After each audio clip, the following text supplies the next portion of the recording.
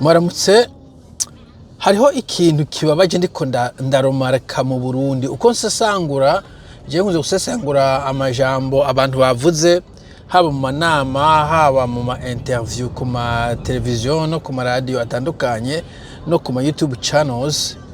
Hari ikintu ca mediocrité ndiko ndabona gitakizamuka aho umuntu aza kuri interview yitwa ngo ni docteur, yitwa ngo ni umuvugizi w'ubushikiranganje, yitwa ngo umuntu specialiste muri iki cyangwa muri kiriya, mugabo kumva ibintu ari kuvuga nta kanovera karimwo, nta buhinga burimwo, umenga ntiyabaje no gusoma ngo abanze atohoze just no kuri Google gatoyi.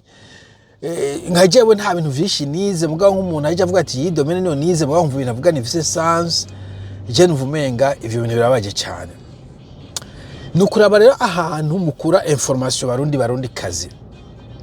Bijya bintu abantu bavuga kwirigara, bijya bintu abantu bavuga mu kabare, bijya bintu abapolisi bamwe bavuga ku ma stade, izi information ni za faux zitari nkeyi. Ariyo mpamvu utashe muhira ufise amadute wagomba kuyama na principe uri umuntu uciye ubwenge ushike iyo nkuru uyitohoze. Akamuna no munsi hari umuntu avuga ngo ni maître. Maître nibaza mu Burundi ko abari maître en droit, sindabizi ni terme kumbe badakoresha cyane. Avuga ngo uburundi burashoye gushora amazi ngo mu bihugu vyo mu Barabu ngo bakagura igitoro n'amazi bashoye.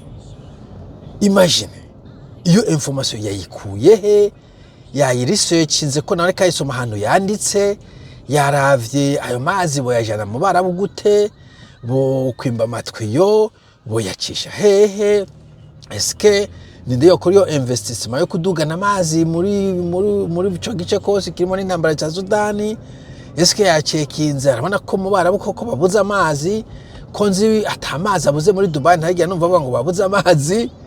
Eske yagize research kwera ona ko ico kintu gifise na sense mu mutwe w'umuntu ngo bashora amazi mu donc aho yacumvise nk'ahantu hamwe ku ma stade ashaba ngo bongo iyi ni bonne idea, ntiyaja gusecinga akirabe abaze peut-être nk'aba ingénieur ko il faut demander ugiye ku television nk'umu expert, il faut que iyo nkuru uyifise utavize ico kirako kivuga. None nacyari cyane umujya ngo cyane ngo tusabe ngo Egypte ngo amazi ya Nile ngo yamayisesamwo ngo baturungikire nabo ngo gitorongo mu muringoti nguca muri ayo mazi nyene. Like, how stupid utuza kuburi ukibaza yuko umuringoti pipelines y'amavuta yogendera kwekena ko uruzi rugendo razunguruka rugira amazigzag. Like, I don't know, sinzi ko ntabwo no mu petroleum engineer mugabe ivyo ni common sense. Iyo uri kurarondera ahantu jana ikintu urondera distance, shortest distance, ahantu hagufi hashoboka kuko ni economique.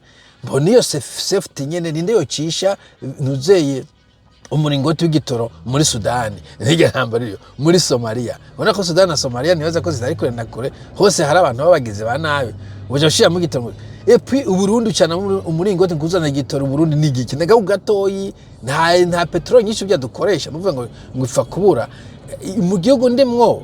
Buri muntu afise imodoka zibiri, ifamiye ifise nk'ifise imodoka zibiri. Mu Burundi afise imodoka n'abantu bake cyane, donc ntiwona kunguka n'amafaranga wakoresheje mu kuzana iyo twiyo. Mugabo ngo twiyo kandi nguca muri Nile, muri ya fleuve Nile. Comment ça c'est impossible, it's not practical, ntabwo biri safe, ntabwo biri economic. None ivyo wowe urashaka kurangiza kaminuza ukaba umu expert muri bintu runaka ukaje kuvuga kuri radio utaje gutohoza nubwo kumva utobura umu engineer, mugabo kamenya yuko ivyo bintu bitari feasible, bidashoboka. Bo ubwo n'uburaro ntanze ariko uzobona kenshi ibintu bavuga uzi kanyagihugu mu Burundi bakoma mashi, abajournaliste bakoma mashi. Bo ndamushima ujya mugabo wo kuri ntuzeye ku nama arabona arakwereka ko ivyo kuvuga amafuti rimwe mukabona expression faciale mu maso ingene yexprimier canke akakuhinyuza, mugabo kesha amenyesha makuru ufa kwitabiriramwo ugashira ko kandi no kanyagihugu dufa kuma mashi. Ariko mu vy'ukuri jewe iyo mediocrité ndiko ndabona mu intellectuel barundi banatebye mukwiye kuduza game ajya amasaha muje mu kabari ukakira igitabo ukagisoma, ukaraba documentaire, ukaraba sepa Google, ukabaza chat GPT, ukiinforma. Surtout iyo uzi ko ugiye muri public yaba kugira discours canke ugiye gukora interview, ukamara igihe uri kurasearchinga ibintu uja kuvuga ko ari ikintu wumvise information utashoboye gutohoza neza cyangwa utari umuhinga muri vyo, ukaja kugura research. Ndamutahura kumbure umuntu wize droit kugira atahura ibintu nk'ivyo bishobora kuba biri complex, nubwo umenga ntabwo biri complex pe, mugabo encore une fois mu gifise mu madute ugasoma bitabo, ukaraba ma case studies. Est-ce que hari ikindi gihugu cyashoboye exporta amazi en échange y'igitoro? Hari amatwiyo y'amazi uzi ari cross continental ajabuka akava muri Amerika Latine akaja muri Amerika du Nord. Birashoboka ko biba hari, mugabo ukakora iyo research ukayumva, hanyuma ukaraba ntuzeye viabilité y'iyo projet. Ibintu nk'ivyo mbere yo kuvuga du n'importe quoi kuri radio, ukabanza ukakora research, ukaja kuri stade canke kuri radio witeguye. I don't know. Ije numva umenga birabaje ukuntu mbona umuntu w'umunetwere ngakunja ishati ngafata amanota numvize ndavuga ngabo ikintu kimwe yavuze c'est grave. Sawa, mugire umunsi mwiza.